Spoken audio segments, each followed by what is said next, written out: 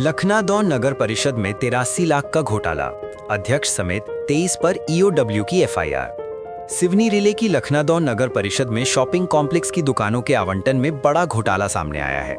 आर्थिक अपराध प्रकोष्ठ यानी ईओडब्ल्यू जबलपुर ने जांच के बाद नगर परिषद अध्यक्ष मीना बलराम गोल्हानी सहित कुल 23 लोगों के खिलाफ एफआईआर दर्ज की है।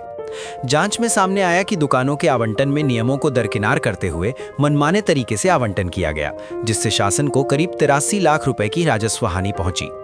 इस मामले में 2 पूर्व सीएमओ गजेंद्र पांडे और गीता वाल्मिक, वर्तमान राजस्व उपनिरीक्षक रवि झारिया, पीआईसी सदस्य देवकी शिव कुमार झारिया, संगीता संजय गोल्हानी, वर्षा श्रीकांत गोल्हानी, अनीता संदीप जैन, सविता गोलू कुमरे सहित 14 दुकानदारों को भी आरोपी बनाया गया है। वहीं इस पूरे मामले को लेकर राजनीति भी तेज हो गई है। कांग्रेस के प्रदेश प्रवक्ता विक्रम चौधरी ने भाजपा पर निशाना साधते हुए कहा कि भाजपा की नगर परिषद में भ्रष्टाचार चरम पर है। इधर लखनादौन नगर परिषद के पूर्व पार्षद प्रदीप सिंह राजपूत का आरोप है कि पीआईसी के 3 सदस्यों के फर्जी हस्ताक्षर कर दुकानों का आवंटन किया गया। फिलहाल ईओडब्ल्यू ने विभिन्न धाराओं के तहत मामला दर्ज कर जांच शुरू कर दी है।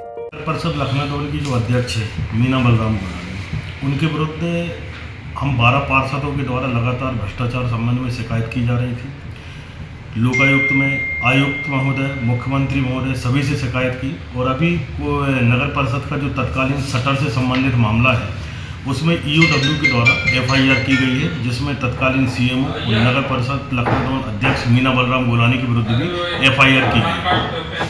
कुल 23 लोगों के खिलाफ एफआईआर हुई है, जिसमें पीआईसी के कुछ मेंबर भी हैं, लेकिन पीआईसी के जो 3 सदस्य हैं उनके भी नगर परिषद अध्यक्ष के द्वारा फर्जी दस्तखत बनाए गए हैं।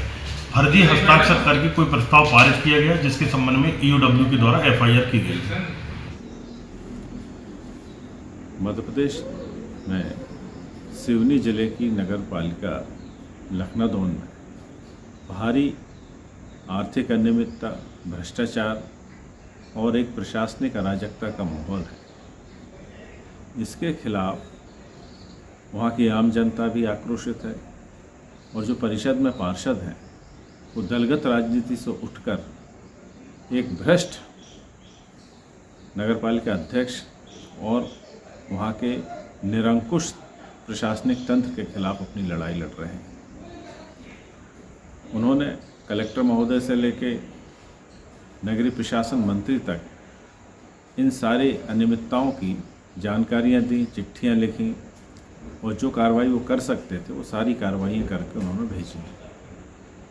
लेकिन इसके बाद भी भाजपा शासन और उसके प्रशासन की कान पर जूं तक नहीं रह रहा है। इतने बड़ी घोटाले हो रहे हैं, इसके बावजूद भी भाजपा के लोग जो हैं अपनी राजनीतिक ईमानदारी, अपनी राजनीतिक नैतिकता का परिचय देने में कोई रुचि नहीं दिखा रहे हैं।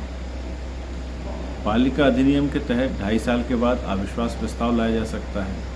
वहाँ के पार्षदों ने कलेक्टर महोदय को अविश्वास प्रस्ताव के लिए आवेदन किया, लिखकर भेजा, लेकिन इसके बावजूद भी कलेक्टर महोदय जाने किस दबाव में अथवा प्रलोभन में पार्षदों तक को अपने संवैधानिक अधिकार उपयोग में लाने से रोक रहे हैं। क्या हुआ नरेंद्र मोदी के उस नारे का जिसमें वो कहते थे कि ना खाऊंगा ना खाने दूंगा। अब हालात ये है कि तुम भी खाओ और मुझे भी खिलाओ। भाजपा में जो अराजकता है वो अपने चरम पर पहुंच गई है। निर्वाचित जनप्रतिनिधियों को भी अपने जायज़ हक और अधिकारों का प्रयोग करने से भी मनाही है। ऐसे में आखिर जनता किसकी तरफ देखे? कलेक्टर महोदय सुन नहीं रहे हैं, सरकार सुन नहीं रही है, नगरीय प्रशासन मंत्री तो खुद तमाम घोटालों और बदतमीजी के आरोपों में घिरे हुए हैं। ऐसे में जनता की लड़ाई जो है कांग्रेस लड़ रही है, वहाँ के निर्वाचित पार्षद लड़ रहे हैं, जनता लड़ रही है। कांग्रेस पार्टी मांग करती है कि ऐसे नगरपालिका अध्यक्ष को तत्काल हटाया जाए जिसके ऊपर ईओडब्ल्यू की एफआईआर तक हो चुकी है।